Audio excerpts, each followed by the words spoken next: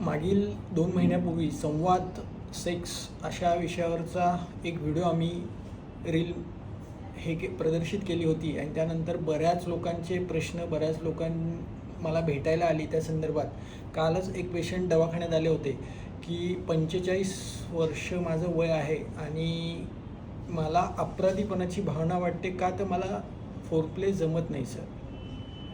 ते काही करणं मला जीभ लावणं, कुठेतरी हात लावणं, कुठेतरी काय करणं हे मला आजपर्यंत जमलेलंच नाही.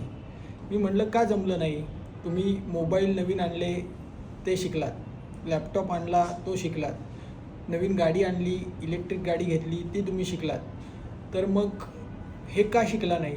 तर ते म्हणले त्या प्रकारचा गुरुच आजपर्यंत कोणी भेटलेला नाही. तर एक लक्षात घ्या, फोरप्ले करणं.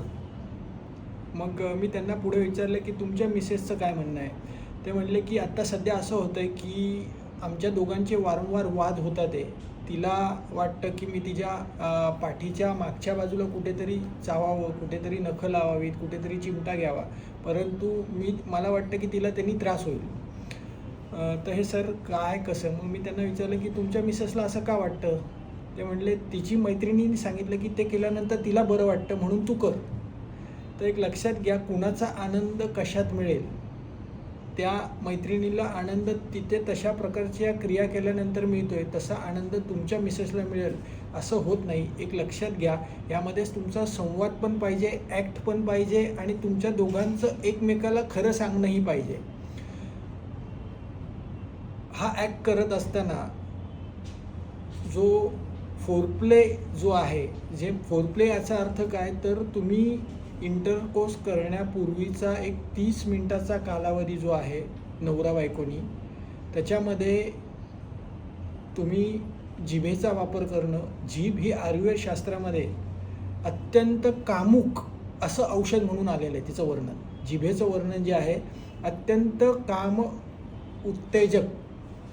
तर एक लक्षात घ्या, जीभ आणि हाताचा वापर, नखांचा वापर, तुमचं बोलणं, तुमचं हसणं, तुमचे वेगवेगळे आवाज काढणं, जे तुम्हाला फील होतं आहे त्या गोष्टी तुम्ही तिथं करणं आणि एकमेकाला दुःख न देता त्याला काय चांगलं वाटतं आहे किंवा तिला काय चांगलं वाटतं आहे, या क्रिया वेगवेगळ्या पद्धतीने करणं म्हणजे फोरप्ले.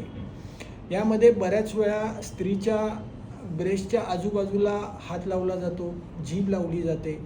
तर एक लक्षात घ्या, अशी भावना मनामध्ये आणू नका की आपलं वय झालं आहे, आता हे का करायचं आहे.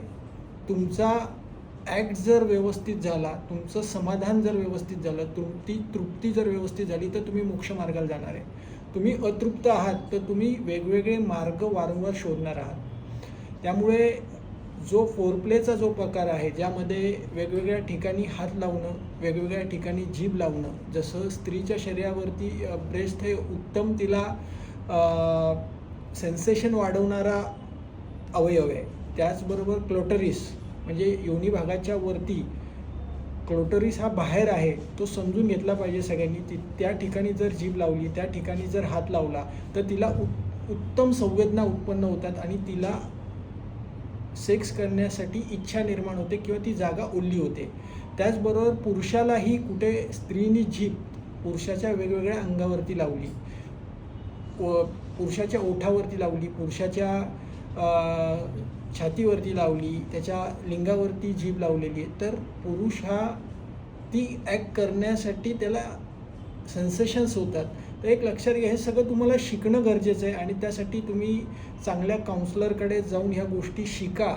तर त्यातला जो एक आज समाजामध्ये काय झालं की ही ॲक्ट करणं म्हणजे चांगलं नाही, किंवा काही लोकांनी ब्रह्मचर्य पालन करायचं आहे, आता 40शी नंतर बास काय करायचं, आपल्याला 2 मुलं झाली आहेत, हा जो मनातला भाव आहे, एक लक्षात घ्या, तुम्ही लग्न केलेलं आहात, तुम्ही तुमच्याच नवरा बायको बरोबरती संबंध ठेवताय आणि एकमेकाला तृप्त करताय, तर तुमचे संसार हा फुलणार आहे. अन्यथा सतत वादावाद, सतत क्रोध, सतत एकमेकांवरती ईर्ष्या असं चालू होतं आणि त्यातनं त्या नाराजगीतनं बऱ्याच वेळा मोठमोठी भांडणं आणि संसार हा पूर्ण उद्ध्वस्त होतो.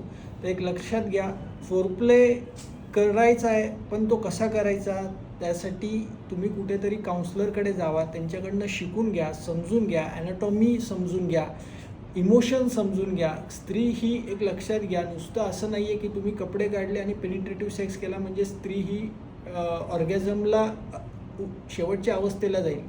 मग तिला सतत रागच उत्पन्न होणार आहे, तिला तो ॲक्ट करण्याची इच्छा नष्ट होत जाते काही दिवसांनी, मग ती तुम्हाला जवळही येऊन देणार नाही. आणि तसंच पुरुषाचं पण आहे. पुरुष जर तृप्त नाही होत आहे तर तो एक तर बाहेर जाईल. मला सांगा, तुम्ही घरी जेवण नाही केलं तर तुम्ही काय करता? हॉटेलमध्ये जाऊन जेवण करता. जर तुम्ही तृप्त होत नसाल तर तो पुरुष नक्कीच तो बाहेर जाऊन तो ॲक्ट घेणार आहे, पण तिथंही तृप्त नाही झाला तर तो वेगवेगळ्या गोष्टी शोधत राहणार आहे. त्याच्यामुळे मला असं वाटतं की हा जो विषय आहे तो सगळ्यांनी शिकला पाहिजे, समजून घेतला पाहिजे आणि एकमेकांशी संवाद साधला पाहिजे की तुमची अपेक्षा काय आहे, नवऱ्याची अपेक्षा काय आहे, बायकोची अपेक्षा काय आहे आणि त्या अपेक्षा पूर्ण होतात की नाही हे नक्कीच बघितलं पाहिजे.